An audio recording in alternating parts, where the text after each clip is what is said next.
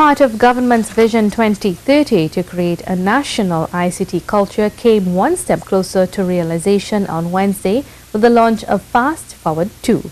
As Janine Browne tells us, government is predicting once implemented, it will transform all sectors across the board, but in particular the public sector. According to the Permanent Secretary of the Ministry of Public Administration and Communications, the government services that are most in demand by citizens based on a recent survey are the ID card licensing and passport offices. With an ICT plan in effect, she explains the introduction and improvement of the use of technology within the public service will ultimately work to the benefit of the consumer. The public service will strive to meet the growing demand of citizens for convenient e-services. Over the 5 years, Fastforward II is also intended to foster economic development and improve the country's global competitiveness.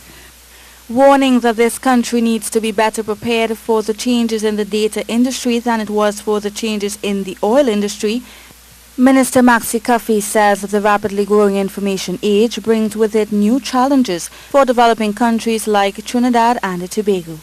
These challenges are often characterized by low growth rates, balance of payment difficulties, weak industrial structures, poor physical and communications infrastructural development, and problems associated with heavy debt burdens and huge public and social expenditure budgets.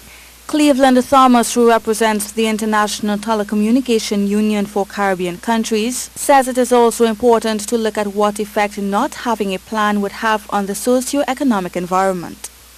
For one, in the absence of a national ICT plan, investors will be unsure of the market conditions and Trinidad and Tobago will become less competitive.